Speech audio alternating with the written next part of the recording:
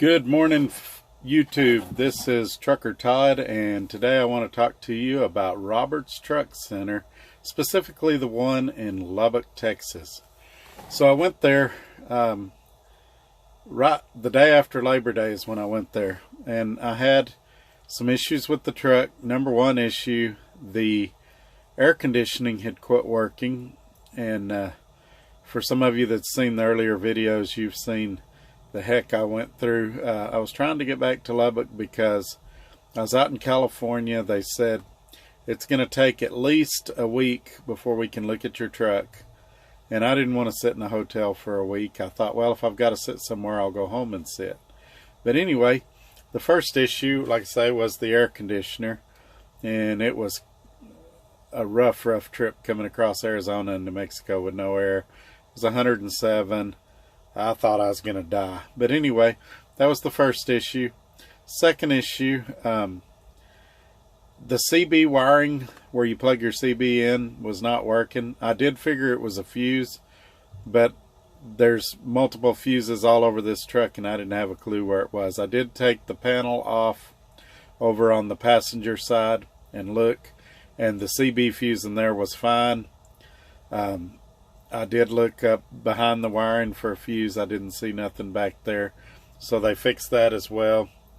My inverter, this truck has a EPU instead of an APU, an electric power unit. Basically what that is, it has some batteries in a side box that are separate from the truck batteries, and they control what you and I would call an APU, which is your heating and air conditioning and power in the truck. It's not working, and so they were going to take a look at why the inverter's not working, which is what gives you electrical power in the truck to plug in like stuff that would go into a normal wall outlet.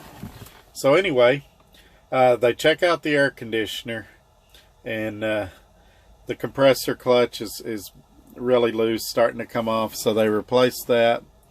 Did the whole air conditioning. The CB wiring did turn out to be an inline fuse somewhere. I'm not sure the location of it. And the inverter, I might as well just tell you the whole story on this. So I call them. I've been there forever, almost a week. And I'm like, hey, what's going on with my truck? Oh, we just got to finish up the air conditioner and then we'll have it ready for you. Okay, so today, it'll probably be tomorrow. I said, all right.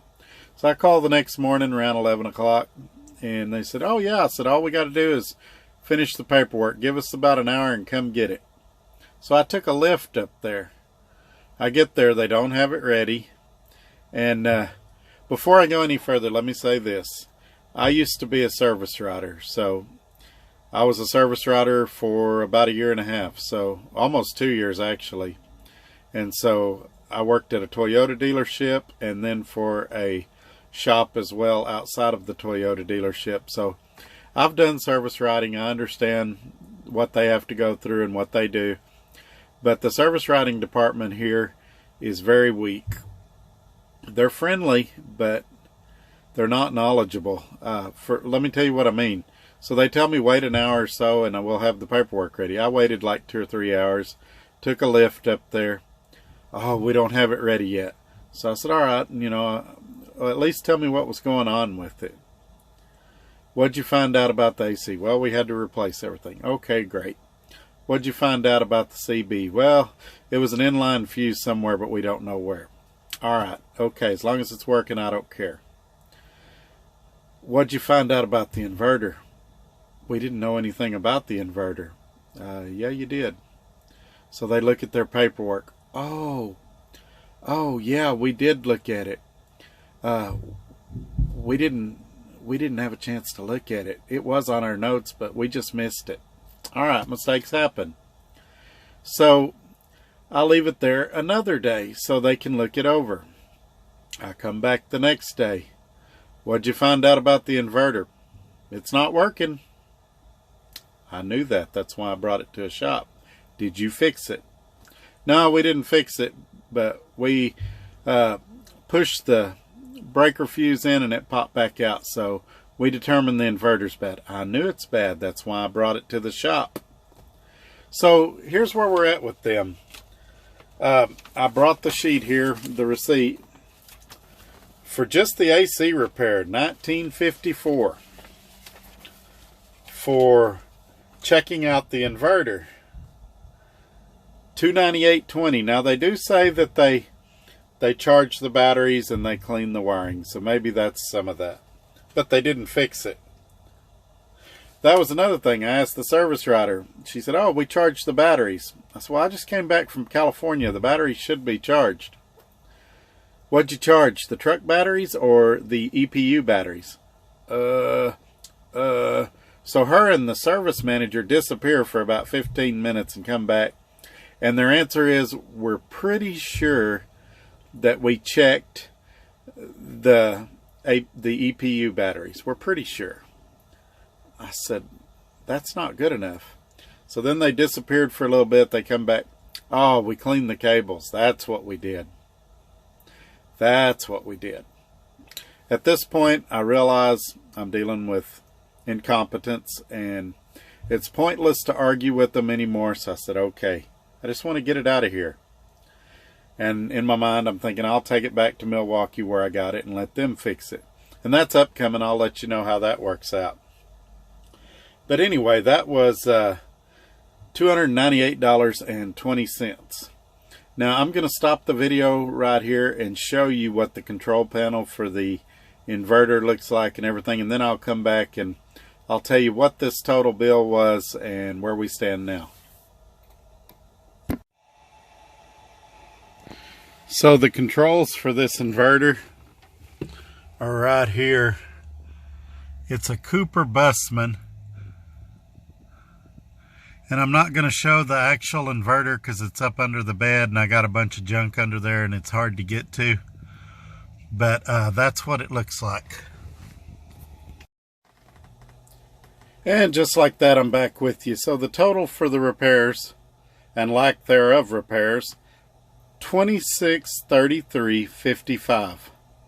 Now, I would be okay with that if everything were fixed. And the dealership that I bought the truck from, they covered that. So I want to be clear that I didn't personally pay for it. But in a way I did by purchasing the truck. You can bet that it's figured into the profit, anything that any dealership does to any vehicle for you. But anyway, the reason I mentioned earlier in the video that I used to be a service writer is these guys weren't knowledgeable. When I had customers come in and say, what'd you do to my vehicle? I knew because I had ordered the parts. I had talked to the mechanics. I had asked the questions. These service writers were clueless.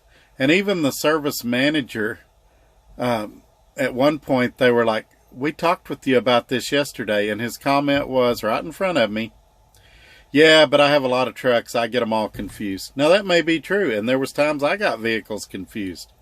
But I would never admit that in front of the customer. I would make sure that I was knowledgeable and knew what I was talking about.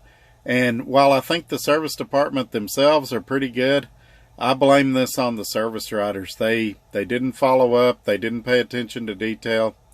And they certainly didn't get my issues completely addressed. Basically, they charged $2,600 to put an inline fuse in and fix the air conditioning is how I see it. And you could make an argument they charged the batteries and cleaned a few cables, but they didn't fix one of my major issues. I'm on a CPAP machine and I need that inverter. Right now I'm using a little one that plugs into a cigarette lighter and the cord is starting to wear out and sometimes it'll stop and I have to fiddle with it to get it working. And I don't want to buy a new inverter when I've got a perfectly good one on here that I should be able to use. But anyway, that's my take on them. I would encourage you, Roberts Truck Center, the one in Lubbock, they deal with Kenworth and International.